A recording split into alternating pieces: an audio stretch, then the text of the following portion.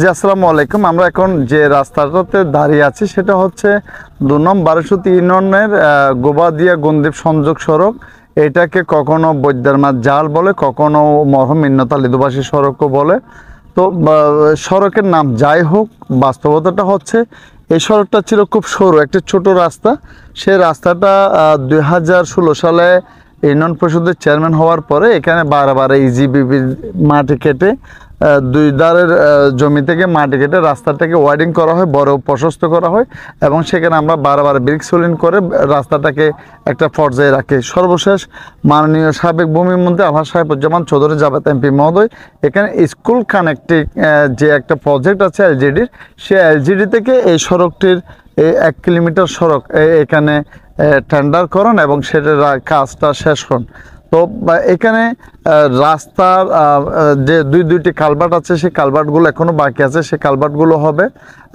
দীর্ঘদিনের যে গোবাদিয়াবাসীর পূর্ব দিক থেকে বড় কোনো গাড়ি আসলে গোবাদিয়া গ্রামে আসতে পারতো না। ইতিমধ্যে আলহাজ সাহেবুজ্জামান চৌধুরী জাবেদ এমপি মহোদয়ের বদন্যতায় যে আলহাজ আখতারুজ্জামান চৌধুরী সড়ক অর্থাৎ দক্ষিণ পাশের সড়কটি হয়ে গিয়েছে, মাঝখানের সড়কটি হয়ে গিয়েছে। এখন সড়ক বাকি আছে যে হাজরা নূর হাসপাতাল সড়ক। তো আমরা জনগণকে বলবো যে আস্থা রাখুন, ইনশাল্লাহ কাজ হবে এবং আমরা আশা করছি আগামী বছরে সব কিছু ঠিক থাকলে হাজার নূর সড়কের কাজটি হবে। আরেকটি কথা বলবো, সেটা হচ্ছে এখানে যারা এই সড়কটি ব্যবহার করেন, সড়কের মালিক আপনারাই। সরকার এই সড়ক দেখতে আসবে না, মেম্বার কিংবা চেয়ারম্যানও এই সড়ক দেখতে আসবে না। আমরা যতটুকু শুনেছি রাত্রিবেলায় এই সড়কের উপরে যে মহিষ বেঁধে রাখা হয়, অর্থাৎ মালিক পক্ষ থেকে মহিষ বেঁধে রাখা হয় কিংবা গরু বেঁধে রাখা হয়।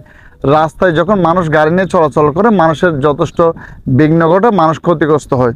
তো তাদের উদ্দেশ্যে বলবো, আপনারা যারা এখানে গরু বা মহিষ রাস্তার উপর রাতে বাঁধেন তাদেরকে অনুরোধ করব যে সড়কটি জনগণের জন্য, চলাচলের জন্য, অবাধ যাতায়াতটা যাতে ব্যাহত না হয় সেই ব্যাপারে আপনারা দৃষ্টি রাখবেন।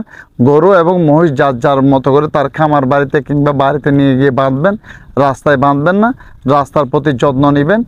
সে প্রত্যাশা রেখে সবাইকে আবারও শুভেচ্ছা জানাচ্ছি এবং বিশেষ করে আলহাজ সাহেবুজ্জামান চৌধুরী জাবেদ এমপি মহোদয়ের প্রতি কৃতজ্ঞতা জানাচ্ছি। আসসালামু আলাইকুম।